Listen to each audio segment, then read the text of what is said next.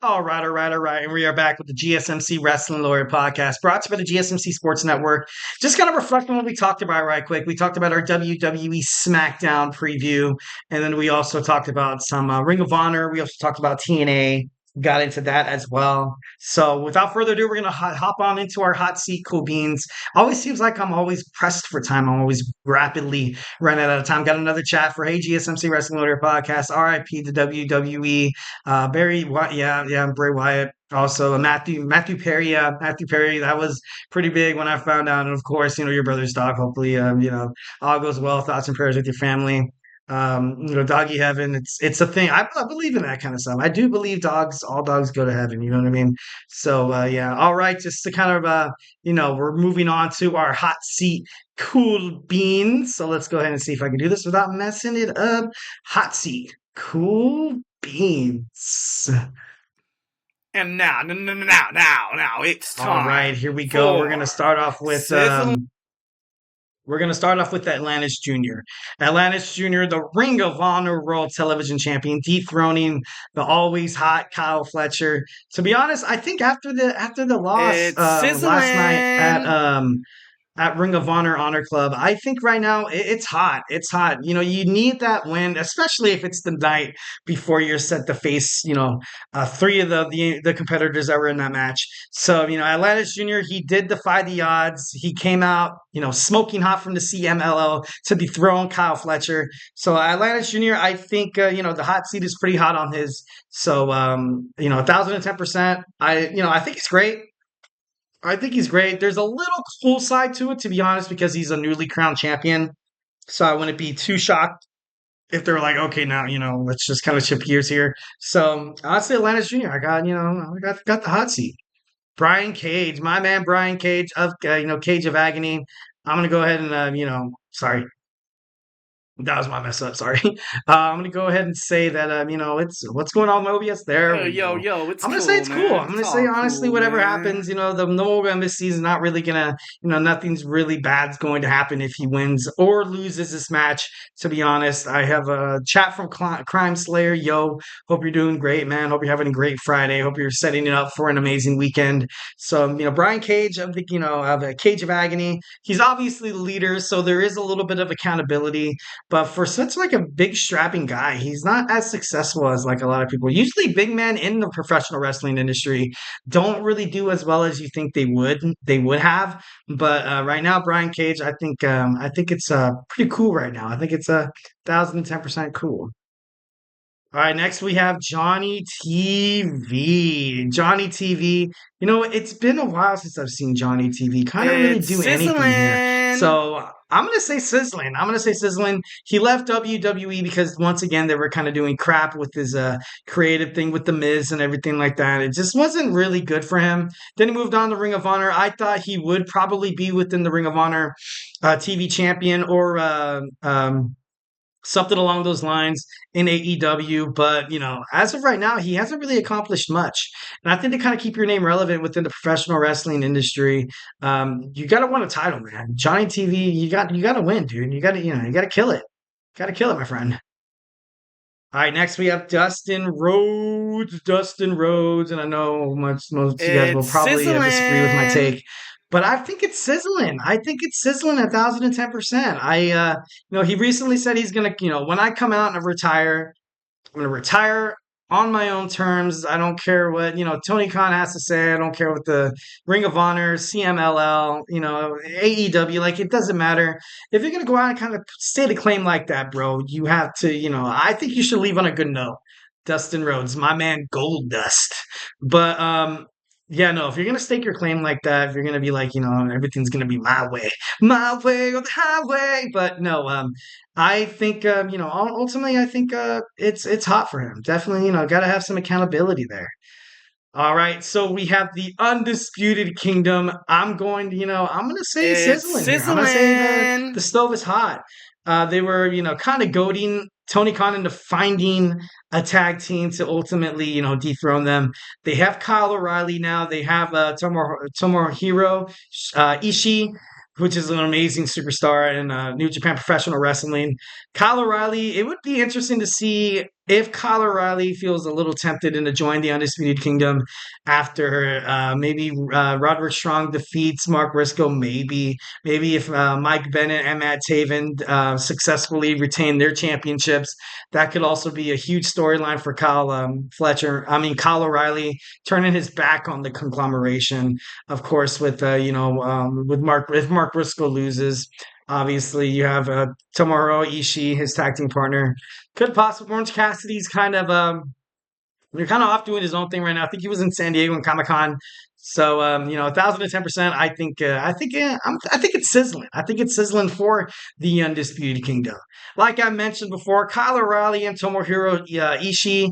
Much It's like the sizzling. much kind of like the Dustin Rhodes thing and the Johnny TV is that it's about time for Kyle O'Reilly to have a little bit of success in AEW. Ever since he made it back from his neck fusion surgery, he's won matches here and there, but never really anything big. I would say he's probably lost more than half of his matches. And, the fans like him. I know I like him. He's very prominent on wrestling, like Twitter and social media and stuff like that. So definitely someone if you want to, possibly put the Ring of Honor World Television Champion on Kyle O'Reilly, it would be beneficial. I think it'd be pretty awesome. We're like a strong championship. Like you may never know. Or perhaps, like I said, maybe he does go back to the Undisputed Kingdom. Only time will tell. I honestly, obviously I would not want that. But it is what it is. It is what it is. All right, we have Wheeler Yuta. Wheeler Yuta, the Ring of Honor strong champion. You know what? I think it's cool right now. I don't Oh, think he really has it's too cool, much man. It's pressure all on cool, himself. Obviously, man. one of the members of the Blackpool Combat Club, but I don't really see a lot of pressure on him right now, especially with all the attention that Brian Danielson's getting in terms of like his neck injury and stuff like that. And then John Moxley is going to be out, so it's not really you can't really break this group up at this moment, to be honest. But I don't know, kind of crazy. But Wheeler Yuta, the Ring of Honor Strong Champion. I'm gonna say it's cool. I'm gonna say it's cool. Um, Lee Moriarty. Lee Moriarty. It's I'm gonna say it's sizzling as sizzling. well. He's taking on Wheeler Yuta tonight at Ring of Honor Death Before Dishonor. He's a young rising star within the Ring of Honor, ladder and stuff like that. He needs to win. He needs to win. He's been around the professional wrestling industry for I don't want to say more than like 2 or 3 years, right? But or he was there over there longer than that. I could be totally mistaking him with somebody else. But I don't think that they're going to give the strong championship to him, to be honest, because really Yuta is just so he's just I don't know. He's just so I don't want to say down and dirty because that sounds bad. He's just so like rugged, like he's that rugged type, like he's gonna go out there and like give you all he got. It kind of reminds me of like a Brian Danielson, but obviously New Japan Professional Wrestling style. But no, this guy's Lee. He's a great superstar. He's an amazing superstar. So if he wants to go out there and make a name for himself, I think it is at Death Before Dishonor, which is happening tonight. Or it already passed. I know it's actually 8:30. It's almost 9 o'clock, so it might have passed already. So skipped over that one. Next we have Red Velvet. Red Velvet, her and Queen Aminata stated that they're going to win the titles. So when you go out there, you kind of put yourself in that position where you are It's trying to sizzling. declare and predict victory. I'm sorry, but it's hot. You got to live up to that stat. You can't make empty promises, Red Velvet. Are you going to be the one to dethrone Billy Starks? Lord only knows. You have the in-ring capabilities, 1,010%. I think that this girl, she did go far in the Ring of Honor Women's Television Championship ladder tournament and stuff like that. So there's no doubt in my mind she could win. She could possibly win. Billy Starks. Billy Starks once again. I feel like all these It's everyone sizzling. every single one of these women, you have a hot stove, you have a sizzling stove under you to perform up to par because essentially they've been probably some of the longest like some of the faces in terms of Ring of Honor and stuff like that.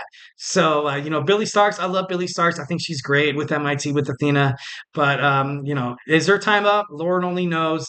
But I'm gonna say the fire under her right now is sizzling. Not Queen Aminata, Athena, the defending Ring of It's Honor World Women's sizzling. Champion, had one of the longest reigns in professional wrestling title history. Athena, I think it's sizzling as well. She has this streak. I don't want to say it's like prestigious enough, and her getting injured is just an excuse.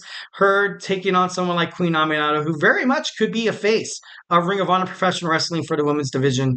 But overall, like I said, I love Ember Moon. I love Athena. I think she's going to be great. The fire is hot. It's sizzling. So the only time will tell, obviously, tonight. Can't wait to find out.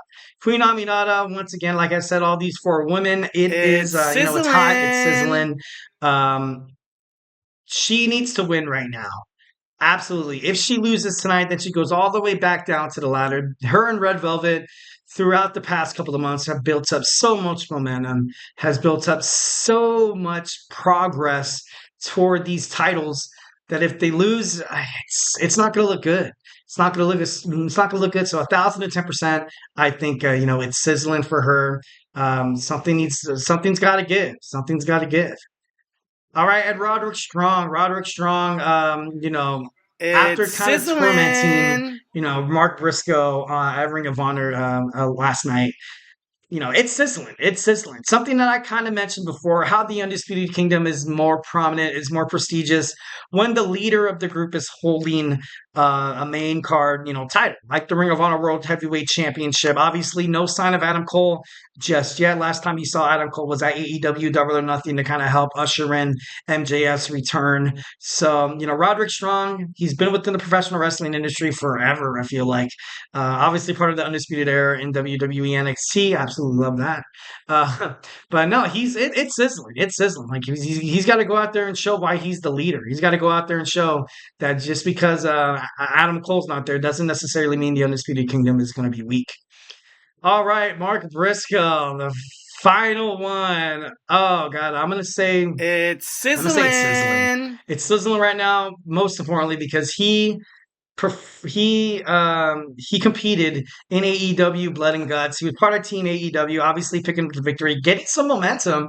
But dude, like that match put a lot of wear and tear on your body. And if you're gonna be all cocky like that, like, oh, I can compete like this, and then 2 days later fight for my Ring of Honor World Heavyweight Championship, you got to go out there and show, man, that like you can back your stuff up. I'm afraid that he's going to lose the title. I would hate it because he's one of my favorite Ring of Honor superstars. But honestly, it's not looking good. So to prove all the naysayers wrong, it has to be sizzling. All right, so that was my fourth segment. Now we're going to get into my fifth and final segment. Running out of time rapidly here. We're going to hit on my wrestling news roundup. We hit it every Friday. We talk about professional wrestling news all around the wrestling industry. So yeah, we're gonna dig on into that when we come back.